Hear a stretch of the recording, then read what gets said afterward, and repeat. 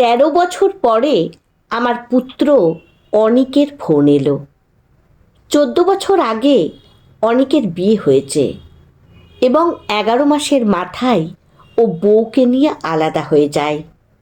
প্রথমে দমদমের কাছে একটা বাড়ি ভাড়া নিয়েছিল। অবশ্য বর্তমানে ওর নিজস্ব ফ্ল্যাট এবং গাড়ি হয়েছে। একমাত্র পুত্র তুতুকে নিয়ে ওদের স্বামী স্ত্রীর সংসার। হ্যালো বাবা, আমি অনি বলছি। ও, এটা কি তোর নতুন নম্বর? হ্যাঁ, নতুন। তোমরা কেমন আছো? ভালো আছি। তুই কেমন আছিস? আছি। তুই কি বাড়িতে নাকি অফিসে? না, আমি একটা মেস থেকে বলছি। মেস? কেন? বাবা, তোমার সঙ্গে আমার কথা আছে। হ্যাঁ বল, শুনছি। সব কথা ফোনে বলা যাবে না। পরশু শনিবার তুমি কি বাড়িতে থাকবে? হ্যাঁ থাকবো। এই বয়সে কোথায় আর যাব? তাছাড়া যা রোদ্দুর, বেলার দিকে আর বেরোই না। দোকান বাজার করতে হলে একদম সকালে যাই। মা কেমন আছে? ঠিক আছে। না, মানে শুনেছিলাম মায়ের ক্যান্সারের চিকিৎসা চলছে। হ্যাঁ, চিকিৎসা চলছে, মানে চেক আপ চলছে। তবে এখন ভালো আছে। আমি যদি শনিবার সকালের দিকে তোমাদের বাড়িতে যাই? বাড়িটা তোরও, যখন খুশি আসতে পারিস। তাহলে শনিবার 10টা নাগাদ যাব। বেশ, চলে আয়। দুপুরে এখানে খেয়ে নিস, মাকে বলে রাখছি। আচ্ছা, মাকে বলো পাতলা ঝোল ভাত করতে। মেসের রান্নার তেল মশলা খেয়ে খেয়ে পেটে চড়া পড়ে গেছে। আমরাও এই বয়সে মশলাদার কিছু খাই না, সেই রকমই রান্না হয়। আচ্ছা বাবা, এখন রাখলাম। শনিবার দেখা হবে। শনিবার সকাল 9:30টার মধ্যেই অনি পৌঁছে গেল। আয়। কেমন আছো বাবা? কেমন দেখছিস? শারীরিকভাবে তো ঠিকই আছো, শুধু মাথার চুলগুলো সব সাদা হয়ে গেছে। Wisdom grey. উইজডম কিনা জানি না, তবে জীবনের অভিজ্ঞতার অভিজ্ঞান বলতে পারিস। মা কেমন আছো? আমিও ভালো আছি, তবে বয়সের ভার বইতে গিয়ে হাঁটুতে আর্থ্রাইটিস ধরেছে। আর তোমার ক্যান্সারের চিকিৎসা? 5 বছর তো হয়ে গেল, মনে হচ্ছে ভালো হয়ে গেছে। তবে ওই চেক আপে তো যেতে হয়। তুই কেমন আছিস? নীলাশার তুতু কেমন আছে? তুতুর তো ক্লাস 6 বা 7 হলো বোধ হয়। নীলাশার শরীর ঠিক আছে তো? নীলাশার সঙ্গে আমার ডিভোর্স হয়ে গেছে। মানে? আমি আর আমার স্ত্রী রমলা দুজনেই চমকে উঠলাম। তোমাকে সেদিন ফোনে বললাম না আমি একটা মেস থেকে বলছি? কবে হলো এসব? আমার স্ত্রী রমলা এখনো বিস্মিত। সব বলবো মা, ভুলটা আমিই করেছি, তার ফল। যাই হোক, একটু চা খাওয়াবে? হ্যাঁ, ব্রেকফাস্ট করেছিস? ওই দাঁড়া, চা জল খাবার আগে করি, আগে খেয়ে নে, তারপর সব শুনবো। খাওয়া শেষ হলে অনি আবার কথা শুরু করলো। ভুলটা আমার। সত্যি মিথ্যে যাচাই না করে নীলাশার কথা বিশ্বাস করেছিলাম। জানি। তুমি জানো? বললাম যে বয়সের অভিজ্ঞতা। হ্যাঁ, সেটা আমিও এখন বুঝতে পারছি। তখন আমার সদ্য বিয়ে হয়েছে। নীলাশাকে 100 ভাগ বিশ্বাস করতাম। সেখানে যে ভুল থাকতে পারে সেটা ভাবিনি। হ্যাঁ, সেটাও জানি, মানে বুঝতে পারি। আমাদের সঙ্গে, মানে তোর মায়ের সঙ্গে কোনো কথা কাটাকাটি বা মনোমালিন্য কোনো দিন হয়নি নীলাশার সঙ্গে। তবু তোরা আলাদা হয়ে গেলি। গত 13 বছর তোরা কেউ কোনো যোগাযোগ রাখিসনি। সেটা থেকেই বুঝেছি নীলাশা তোর মায়ের নামে অনেক মিথ্যে অভিযোগ তোর কাছে করত। ঠিক বলছি তো? কিন্তু তখন তুই সেসব ক্রস চেক করার প্রয়োজন মনে করিসনি। আসলে কোনটা সত্যি আর কোনটা মিথ্যে সেই বিচার করার কথা তখন ভাবিনি। আসলে নীলাশা আর নীলাশার মা, মানে আমার শাশুড়ি, এমনভাবে আমাকে বলতো, ভেবেছিলাম সত্যিই তাই। হ্যাঁ, সেটাও আন্দাজ করতে পারি। কি আন্দাজ? অনেক শাশুড়িরাই যেসব কথা বলে জামাইকে, বাবা, আমার মেয়েকে তোমার ভরসায় পাঠালাম, তুমি ওকে সামলে রাখবে, ওর সব সমস্যার সমাধান তুমিই করতে পারবে, তুমি সব সময় ওর পাশে থেকো, যদি কোনো ভুল করে তুমি সেটা ঠিক করে দেবে, কিন্তু অন্যের সামনে ওকে বকাবকি করবে না, কারণ শ্বশুর বাড়িতে তো একমাত্র তুমিই ওর ভরসা। হ্যাঁ, অনেকটা এই রকমই আমার থেকে এই রকম কথা আদায় করেছিল। তবে তুমি কি করে জানলে? ওই যে বললাম, গ্রে হেয়ার। যেদিন তুই বাড়ি থেকে বেরিয়ে আলাদা সংসার পাতলি, আর সেটাও আবার তোর শ্বশুর বাড়ির পাড়ায়, তখনই বুঝেছিলাম এটা পূর্ব পরিকল্পিত।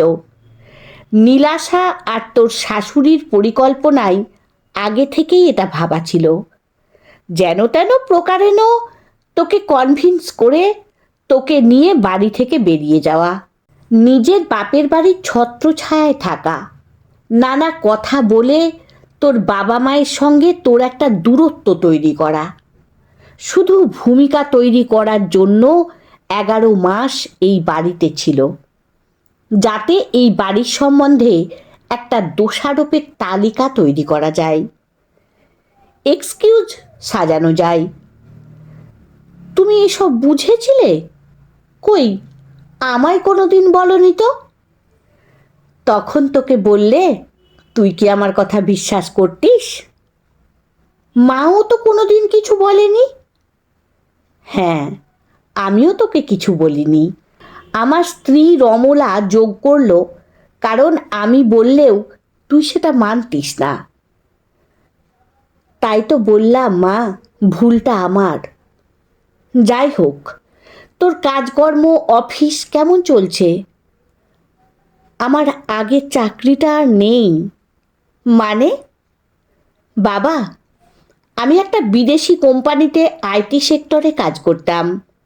অনেক মাইনে, বছরে 13-14 লাখ টাকার প্যাকেজ ছিল। তাই তো 5-7 বছরের মধ্যে ফ্ল্যাট আর গাড়ি কিনতে পারলাম। খুব ভালো তো। কিন্তু কোম্পানিটাই ইন্ডিয়া থেকে পাত্তারি গুটিয়ে চলে গেল, আর অন্য ইন্ডিয়ান কোম্পানিগুলোতে ফ্রেশ ক্যান্ডিডেট পছন্দ করে, যাতে সস্তায় কাজ করিয়ে নেওয়া যায়। তার মানে তুই এখন কি করছিস? এখন একটা অন্য কোম্পানিতে কম মাইনেতে জয়েন করেছি। তারপর আমার রোজগার কমে যাওয়ার পর থেকেই নীলাশা ধীরে ধীরে পাল্টে যেতে লাগলো। মানে, নীলাশার সঙ্গে মানসিক দূরত্ব বাড়তে লাগলো। তাহলে? তারপর আর কিছু নেই। নীলাশার সঙ্গে দূরত্ব বাড়তে বাড়তে নীলাশার ডিভোর্স চাইল। বিশ্বাস উবে গেল। আমার সঞ্চিত 60 লাখ টাকার মধ্যে 30 লাখ টাকা দাবি করলো, তাই ওকে দিতে হলো। ছেলেটাও আমাদের ঝগড়া দেখে সব সময় সিঁটিয়ে থাকতো, ভয়ে ভয়ে থাকতো, কারো সঙ্গে বিশেষ কথা বলতো না। বোধহয় আমাদের দুজনকেই পছন্দ করতো না। কিন্তু ওই বয়সের ছেলে তো মাকে ছেড়ে থাকতে পারবে না, তাই ছেলের অধিকারও ছেড়ে দিলাম। ওরা এখন ওই ফ্ল্যাটেই থাকে, আমি বেরিয়ে আসতে বাধ্য হয়েছি। বিয়ের 14 বছর পরে নিজের বউকে চিনতে পারলি? হ্যাঁ, তাই নিজের খোঁড়া গর্তে পড়লাম। চিন্তা করিস না, তুই বাড়ি ফিরে আয়, আমাদের সঙ্গে থাক। কিন্তু আমি যে তোমাদের অবজ্ঞা আর অবহেলা করেছি এতদিন, অসম্মানও করেছি কখনো কখনো। তোমাদের জীবনটাকে অন্ধকারে ফেলে চলে গিয়েছিলাম। তোমাদের সঙ্গে যোগাযোগ রাখতাম না। তুমি বেসরকারি অফিসে চাকরি করতে, পেনশন পাও না, সেটাও জানতাম। কিন্তু আমি কোনো এক অহংকারে তোমাদের কথা ভাবিনি। এবার আমার স্ত্রী রমলা উত্তর দিল, শোন অনি, জীবনটা আমাদের, তাই সেই জীবন কি করে কাটাবো সেই ভাবনাটাও আমাদের। তুই টাকা না দিলে বা খোঁজ খবর না নিলে যে আমরা আধমরা হয়ে যাব, এটা ভুল ভেবেছিলি। তোর বাবার মগজটা এখনো এই 70 বছর বয়সেও বেশ সচল আছে।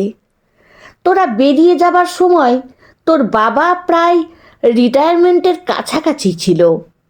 আর তুই জানিস, তোকেও বাবাই পড়িয়েছে। বাবার সায়েন্স সাবজেক্ট পড়ানোর টেকনিকটা আলাদা, তাই ছাত্রছাত্রী জুটতে সময় লাগেনি। আর 2 বছরের মধ্যে তোর বাবার পড়ানোর এত সুনাম হয়েছিল যে স্টুডেন্টদের বাবা মায়েদের ভিড় লেগে গেল। তাই এখন 15 জনকে ফিজিক্স, কেমিস্ট্রি, ম্যাথস পড়াই, সপ্তাহে 3 দিন। যদিও টিউশন ফি অন্যদের থেকে কমই নেয়, তবুও এখনো অবধি মাসে 20-22 হাজার টাকা রোজগার করে। তাই সঞ্চিত অর্থে হাত দিতে হয় না। সব দোষ আমার, সব ভুল আমার। আমি তোমাদের থেকে বিচ্ছিন্ন ছিলাম, কিন্তু ভাবতে পারিনি যে তোমাদের জীবনযুদ্ধটা এত আত্মপ্রত্যয়ে ভরা। আমি জানি না আমার এই ভুলের প্রায়শ্চিত্ত কিভাবে হবে। সব ঠিক হয়ে যাবে, ভাবিস না। তুই নিজের ভুল বুঝতে পেরেছিস, এটাই যথেষ্ট। তুই আমাদের ভুলে থাকলেও আমরা কিন্তু আজও তোকে নিজেদের ছেলেই ভাবি। বাবা মায়েরা ছেলে মেয়ের ভালোই চায় সব সময়। আগে তো তুই বাড়িতে আয়। বেশ, তোমরা যদি আমায় ক্ষমা করো, আমায় অনুমতি দাও, আমি এখানে এসে থাকি। অনুমতির প্রয়োজন নেই, এই 2তলা বাড়িটা বানিয়েছিলাম তোর কথা ভেবেই, বিশেষ করে দোতলাটা। তোরা থাকিস না, তাই দোতলাটা আজও ফাঁকাই থাকে। এটা তোরও বাড়ি, চলে আয়। আমার স্ত্রী বললেন, অবশ্য বিবাহিত জীবনটা তোর ব্যর্থ হয়ে গেল, সেটা তোর কষ্টের কারণ। বেশ বাবা, আমি কাল সকালেই মেস থেকে আমার জিনিসপত্র নিয়ে এখানে চলে আসব। তুই আবার বিয়ে কর, নতুন করে জীবনটাকে সাজিয়ে তোল। না বাবা, এক বিয়েতেই আমার অনেক শিক্ষা হয়েছে, আর নয়। এবার থেকে তোমাদের কাছ থেকে আমার পাপের প্রায়শ্চিত্ত করব। এই পৃথিবীতে সব মেয়েই নীলাশার মতো হয় না। সুস্থ চিন্তার মানিয়ে নেবার মতো নারীও আমাদের সমাজে আছে। তা হোক, এখন এইসব ভাবছি না। অনি এখন আমাদের কাছেই থাকছে, নিজের মনে কাজকর্ম করছে। লোক দেখানো হাইফাই লাইফস্টাইল ত্যাগ করে এখন সাধারণ মধ্যবিত্ত ধারায় জীবন ধারণ করছে। এখন নিজেই বুঝতে পারছে সিম্পল লিভিং অ্যান্ড হাই থিঙ্কিংয়ে বেঁচে থাকার স্বাভাবিকতা আর আনন্দ। দিন 10 পরে অনির শাশুড়ির ফোন এলো। যেহেতু অনি ওর মোবাইলে নতুন সিম নিয়েছে এবং সেই নম্বর ওর শাশুড়ির জানা নেই, তাই আমার ফোনে ফোন করলেন। হ্যালো, বিকাশবাবু? হ্যাঁ, বলুন। অনিক এখন আপনার কাছে থাকছে? হ্যাঁ, ঠিকই খবর পেয়েছেন। আপনার ছেলে একটা বেঈমান। ঠিক বলেছেন। শাশুড়ির ছত্রছায়া ত্যাগ করে নিজের বাবা মায়ের সঙ্গে থাকাটা তো বেঈমানি বটেই। ব্যঙ্গ করছেন? আপনার ছেলে তো আমার মেয়েকে ঠকিয়েছে, আমার মেয়ের জীবনটা নষ্ট করেছে। আপনি বোধহয় ভুলে গেছেন, আপনার মেয়েই ডিভোর্স চেয়েছিল, আমার ছেলে নয়। ভুলটা আপনার ছেলের? না, ভুলটা আমার ছেলেরও নয়, আপনার মেয়েরও নয়, ভুলটা আপনার। মানে কি বলতে চাইছেন? বিবাহিত মেয়ের মা যদি মেয়ে জামাইয়ের জীবন পরিচালনার দায়িত্ব নেন, তাহলে এই ঘটনাই ঘটবে, আগে অথবা পরে। আপনার এবং আপনার শিক্ষায় শিক্ষিতা আপনার মেয়ের মিথ্যে প্রচারে আমার ছেলে বিপথগামী হয়েছিল গত 14 বছর ধরে। এখন তার চোখ খুলেছে। কিন্তু আমার মেয়ের এই একাকিত্ব জীবনের জন্য তো অনেকই দায়ী। একাকিত্ব আপনার মেয়ের? এটা তো নীলাশার পছন্দের জীবন ছিল। আমাদের সঙ্গে তো বটেই। আমাদের কোনো আত্মীয় স্বজনের সঙ্গে নিজে থেকে কোনো সম্পর্ক রাখতো না, অনেককেও রাখতে দিত না। এমনকি আপনার পরিচালনায় আপনার শ্বশুর বাড়ির কারো সঙ্গেও সম্পর্ক রাখতো না। ওর কাকাদের সঙ্গেও ওর কোনো সম্পর্ক ছিল না। ওর যোগাযোগ ছিল শুধুমাত্র মামার বাড়ির সঙ্গে, অর্থাৎ আপনার এবং আপনার মেয়ের একই পথ। বাপের বাড়ি ছাড়া সবাই ব্রাত্য। আপনি মিথ্যে দোষারোপ করছেন। সত্যি না মিথ্যে আপনি আমার থেকে ভালো জানেন। কি আর বলবো, যেমন ছেলে তার তেমন বাপ, অশিক্ষিত, অসভ্য। ঠিক বলেছেন। এই অশিক্ষিত জামাই আর তার বাপের সঙ্গে আপনার যোগাযোগ রাখার দরকার নেই। ফোনটা কেটে দিলাম। ঘণ্টাখানেক পরে অনি ঢুকল। রবিবার ছুটি বলে সেলুনে চুল কাটতে গিয়েছিল। কিছু বোধহয় কেনাকাটাও ছিল। মেয়েটা কে বাবা? কোন মেয়েটা? এই আমি যখন বাড়িতে ঢুকছিলাম একটা মেয়ে এই বাড়ি থেকে বেরিয়ে গেল। একটি সুন্দরী মেয়ে তো? হ্যাঁ, সুন্দরী, সেটা কথা নয়। ও কি তোমাদের পরিচিত? ও ঝুমা। তুই বোধহয় ভুলে গেছিস, আমাদের প্রতিবেশী ভৌমিক কাকুর মেয়ে। তোর বিয়ের সময় কিশোরী ছিল। তা হবে, আমি চিনতে পারিনি। কি বলল? কিছু বলেনি, শুধু তাকিয়ে হাসল। তাই অচেনা সত্ত্বেও আমিও হাসলাম। ও তোকে চেনে। কিভাবে? হয়তো ওর মনে আছে, তুই ভুলে গেছিস। তা হবে। কম্পিউটার ইঞ্জিনিয়ারিং পাশ করে ও এখন তোর মতো একটা আইটি কোম্পানিতে চাকরি করে। ও, মানে শিক্ষিতা। শুধু শিক্ষিতা নয়, মানবিক। গত 8-10 বছর ধরে আমাদের মেয়ের মতো দায়িত্ব পালন করেছে। অসুখ করলে ডাক্তার দেখানো, ওষুধ এনে দেওয়া, যখন যা অসুবিধে বা সমস্যা তার জন্য ও সব সময় আমাদের পাশে থেকেছে। কখন জলের কল খারাপ হয়েছে, কবে ইলেকট্রিক লাইনে গন্ডগোল হয়েছে, কখন বাড়ির ট্যাক্সের বিল দিতে হবে, তোর মায়ের ক্যান্সার চিকিৎসার সময় সব ব্যবস্থা করেছে। এখন ও ছুটির দিনে একবার করে আসে, খোঁজ খবর নিয়ে যায়। এই পাড়াতেই থাকে, বাবার বাড়িতে। বিয়ে করেনি? না, ওর বিয়ে হয়নি। কেন? দেখতে তো বেশ রূপসীই বলা যায়, তার উপর শিক্ষিতা, আবার চাকুরিরতা। ও কথা বলতে পারে না। কি? ও কানে শুনতে পায়, কিন্তু কথা বলতে পারে না। ক্লাস 9-এ পড়ার সময় ওর সিভিয়ার ফ্যারেঞ্জাইটিস হয়েছিল, বহুদিন ভুগেছিল। তারপর সেরে উঠল বটে, তবে ওর ভোকাল কর্ড ভীষণ ক্ষতিগ্রস্ত হলো।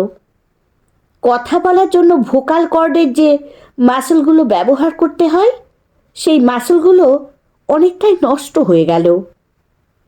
বাহ, তা সত্ত্বেও ইঞ্জিনিয়ারিং পড়েছে, বাহবা দিতে হয়। সেই জন্যই ওর বিয়ে হয়নি। বোবা মেয়েকে কেউ পুত্রবধূ করতে চাইবে না। তাহলে তোমাদের সঙ্গে কথা বলে কি করে? আমরা বুঝতে পারি। কারো মনের কথা বোঝার জন্য বা বোঝানোর জন্য শব্দ বা বাক্যের প্রয়োজন হয় না। সেটা আমরা ওর কাছ থেকেই শিখেছি। মানেটা বোঝার জন্য মনের দুয়ার খুলে রাখতে হয়। কয়েকদিন ওর সঙ্গে কথা বল, বুঝতে পারবি। ব্যাপারটা বুঝলাম না। চার্লি চ্যাপলিনের সিনেমা দেখেছিস? এমনকি সবাক যুগেও উনি নির্বাক ছবি বানিয়েছিলেন। বুঝতে অসুবিধা হয় কি? কিছু না বলেও অনেক কথা বলা যায়। সেটা ঠিক বলেছ। তোর শাশুড়ি আজকে ফোন করেছিলেন, কি বললেন? উনার পক্ষে যেটা স্বাভাবিক তাই বললেন। তবু শুনি। শোনার দরকার নেই। গত 14 বছর ধরে উনার অনেক কথা শুনেছিস, তাতে তোর জীবনধারা উন্নত হয়নি। আমি যা বলার বলেছি। পরের রবিবার যথারীতি ঝুমা এলো। অনেকে হাত জোর করে নমস্কার করল, ইশারায় জানতে চাইল আমরা কেমন আছি। আমাদের ওষুধের বাক্সটা খুলে কতটা ওষুধ আছে পরীক্ষা করল। একটা ওষুধের স্ট্রিপ তুলে এমনভাবে ইশারা করল যাতে বোঝা গেল যে সেই ওষুধটা কমে এসেছে, ও সামনের সপ্তাহে এনে দেবে। অনি অবাক চোখে ঝুমাকে দেখছিল। অনিও ইশারায় ওকে জিজ্ঞেস করল ঝুমা কেমন আছে। হেসে ফেলল ঝুমা। মুখে আর কানে হাত দিয়ে দুরকম ঘাড় নেড়ে বোঝালো ও কথা বলতে পারে না বটে, কিন্তু শুনতে পায়। ওকে কিছু বলার জন্য মুখে বললেই হবে, ইশারায় বলতে হবে না। ও সরি, মনে ছিল না, অনি জানালো। ঝুমা ইশারায় জানতে চাইল অনি এখন থেকে এখানেই থাকবে কিনা। হ্যাঁ, এখানেই থাকবো। তোমার বাবা মা দুজনেই খুব ভালো, ওদের কাছেই থাকো, ভালো থাকবে। হাতের ইশারা আর ঠোঁট নাড়া দেখে ঝুমার কোনো কথাই বুঝতে অসুবিধে হয় না। অনিও বুঝতে পারল না, মানে এতদিন আমি। থামিয়ে দিল ঝুমা। যা ঘটে গেছে সেটা ভুলে যেতে বলল। ধন্যবাদ ঝুমা, এতদিন ধরে তুমি আমার বাবা মাকে আগলে রেখেছ। না, ধন্যবাদের দরকার নেই। কাকু কাকিমা আমার প্রণম্য। উনাদের জন্য যেটুকু করতে পেরেছি তাতেই আমি তৃপ্ত। শুনলাম তুমি আইটি সেক্টরে চাকরি করো? হ্যাঁ। আর কি করো? ঝুমা হাসল। উত্তর দিলেন অনির বাবা। ও একটি এনজিওর সঙ্গে যুক্ত। ছুটির দিনে ও এ বাড়ি ও বাড়ি থেকে পুরনো জামা কাপড় সংগ্রহ করে। ওর পরিচিতি প্রচুর, তাই সেই জামা কাপড় নিয়ে বছরে একবার ওদের এনজিওর মাধ্যমে অনুষ্ঠান করে। প্রায় 400-500 গরিব মানুষকে সেই সব দান করে। মেয়েটাকে দেখে অবাক হচ্ছিল অনি। একটা কথা বলতে না পারা মেয়ে কম্পিউটার ইঞ্জিনিয়ারিং পাশ করে আইটিতে চাকরি করছে। ছুটির দিনে পুরনো জামাকাপড় সংগ্রহ করে গরিব মানুষের পাশে থাকছে। কোনো এক গভীর শ্রদ্ধায় ওর বাবা মাকে দেখাশুনো করছে। নীলাশাকে দেখে নারী জাতি সম্বন্ধে ওর যে ধারণাটা হয়েছে, সেই ধারণা একটু একটু করে পাল্টে যেতে লাগলো। বাবা ঠিকই বলেছে, সবাই সমান নয়। পৃথিবীটা কিছুটা কুৎসিত হলেও অনেকটাই সুন্দর। অন্য আর এক রবিবারে আমরা চারজন বসে চা খেতে খেতে গল্প করছিলাম। তখনই ফোনটা এলো। কার ফোন? নীলাশার। বাবা, ফোনটা আমাকে দাও। না, তোরা চুপ করে থাকবি, ফোনটা স্পিকারে দিচ্ছি, শুনতে পাবি, কিন্তু তোরা কেউ কোনো কথা বলবি না, কথা আমি বলবো। হ্যালো, আমি নীলাশা বলছি, বলো। ফোনটা আপনার ছেলেকে দিন। না, যা কথা বলার আমার সঙ্গে বলো। আমি অনেকের সঙ্গেই কথা বলবো। তাহলে থাক, ফোন রেখে দিচ্ছি। আপনি বুঝবেন না, আমাকে অতটা অবুঝ বা অজ্ঞ ভাবার কারণ নেই। বেশ, আপনার ছেলেকে বলবেন, আমাদের ছেলেকে তো আমার ঘাড়ে রেখে চলে গেল, ছেলের জন্য খরচটা ওকেই দিতে হবে, মাসে 20,000 টাকা। এক কাজ করো নীলাশা, তোমার ছেলে যদি তোমার কাছে বোঝা মনে হয় তাহলে এখানে পাঠিয়ে দাও, আমাদের কাছে থাকবে। না, আমি ওকে মানুষ করব। মানুষ করার মানে ঠিক তুমি কতটা জানো আমার জানা নেই। লেখাপড়া শিখবে, হয়তো বাবার মতো ব্রিলিয়ান্টও হবে, পরীক্ষায় ভালো রেজাল্ট করবে, তারপর একটা ভালো চাকরি করবে, কিন্তু তোমার ছত্রছায়ায় মানুষ হয়তো হবে না। কি বলতে চাইছেন? তুমি বুঝবে না। বোঝবার দরকার নেই। আপনার ছেলেকে বলবেন প্রতি মাসে 20,000 টাকা পাঠাতে। আচ্ছা, বলবো, তবে একটা শর্ত আছে। কি শর্ত? তোমরা যে ফ্ল্যাটে রয়েছ সেটা আমার ছেলের কেনা, ওটা খালি করে দাও। তাহলে আমরা কোথায় থাকব? সেটা তোমার ভাবনা। ছাড়বো না ফ্ল্যাট। বেশ, তাহলে ছেলের জন্য টাকাও পাবে না। আমি কিন্তু আইনের সাহায্য নেব। সেটা তোমার সিদ্ধান্ত। তবে ফ্ল্যাটের মালিককে ফ্ল্যাট না ছাড়লে কিন্তু অনিও কোর্টে যেতে পারে। ভয় দেখাচ্ছেন? না, সাবধান করছি। তবে তুমি কোর্টে গেলে তখন ভয় দেখাবো। কি ভয় দেখাবেন? তোমার বাবা একটি প্রাইভেট কোম্পানিতে সামান্য মাইনের চাকরি করতেন, তাতেই তোমাদের চলতো। কিন্তু খবর নিয়ে জেনেছি রিটায়ারমেন্টের পরে তিনি কিছু মানুষকে ঠকিয়ে ভুল বুঝিয়ে বেশ কিছু টাকা আত্মসাৎ করেছেন। অসহায় মানুষগুলো টাকা ফেরত পায়নি। এখন তোমার বাবা বেশ কিছু হিসেব বহির্ভূত টাকার মালিক। প্রমাণগুলোর কাগজ আমি জোগাড় করেছি। এই সম্পদ এলো কি করে? তিনি তো রাজনীতিবিদও নন। তাহলে? আমার এক বন্ধু আছে, ইনকাম ট্যাক্স ইন্সপেক্টর, সে হয়তো যেতে পারে সেই আয়ের হিসেব নিতে। বাবাকে এর মধ্যে টানছেন কেন? তোমার মা যদি তোমাদের দাম্পত্য জীবনের পরিচালক হতে পারেন, তাহলে অনির বাবাও অনির জীবনের ভালো মন্দের দায়িত্ব নিতে পারে। আপনি তো ব্ল্যাকমেল করছেন। হ্যাঁ, যেমন তুমি তোমাদের ছেলেকে দেখিয়ে টাকার জন্য ব্ল্যাকমেল করছো, তেমনই ভবিষ্যতে ফোন করে দাবি দাওয়া জানানোর আগে আমি যে কথাগুলো বললাম সেগুলো মাথায় রেখো। আপনি ভীষণ খারাপ লোক। হ্যাঁ জানি। ফোনটা কেটে দিলাম। ওরা তিনজন অবাক হয়ে তাকিয়ে রইল। শুধু ঝুমা বলল, কাকু তুমি তো উনাকে তালা বন্ধ করে দিলে। না না, তালা চাবি কিছু নয়, শুধু জোঁকের মুখে একটু নুন দিলাম। ঝুমা অনির দিকে তাকিয়ে ইশারায় বলল, তোমার মাথা থেকে এইসব ভাবনা উড়িয়ে দাও, ওগুলো কাকুই সামলে নেবে, বলে মিষ্টি করে হাসল।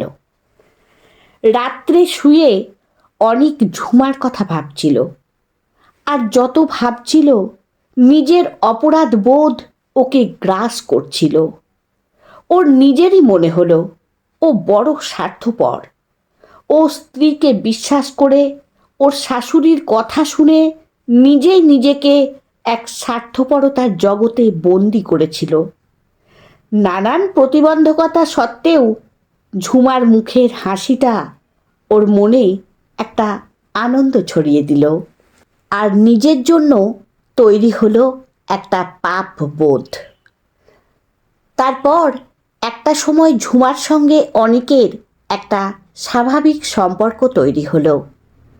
ওর সঙ্গে বেশ কিছুদিন ধরে কথা বলার পর অনিক বুঝল কথা বলার জন্য শব্দ বা বাক্যের প্রয়োজন নেই। তারপর একদিন, ঝুমা তুমি তো আইটি সেক্টরে যাও। হ্যাঁ, কিভাবে? আমার একটা মোটর সাইকেল আছে, ৮ ঘন্টার মধ্যে পৌঁছে যাই। তুমি বললে তোমাকেও নিয়ে যেতে পারি।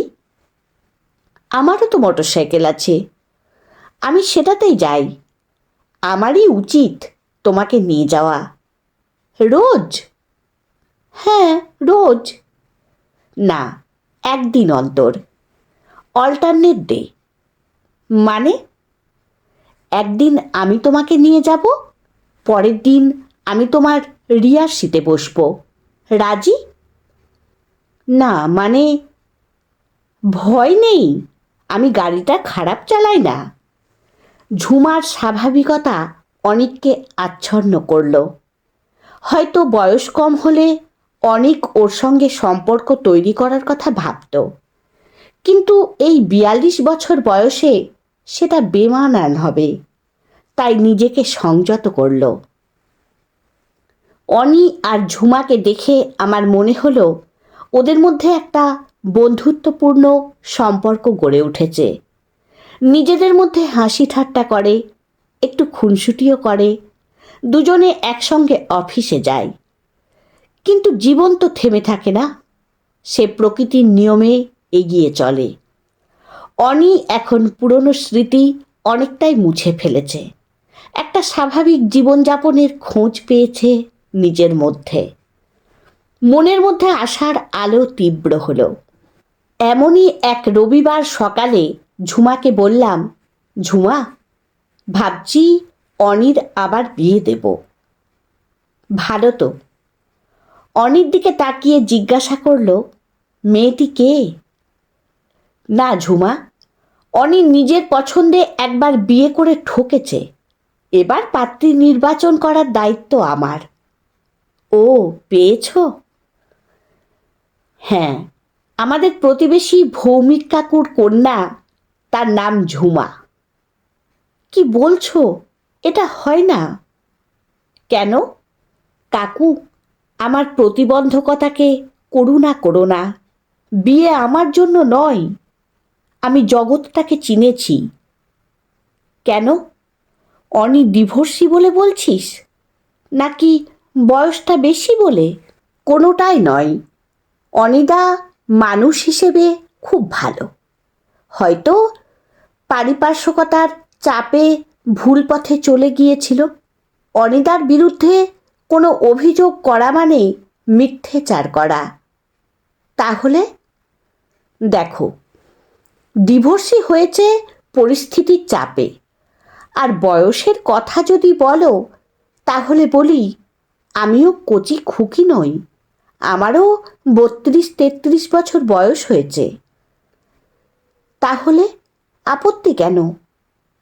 না কাকু, আমার জীবনটা আমার, আমি নিজেই নিজের মতো বাঁচতে চাই।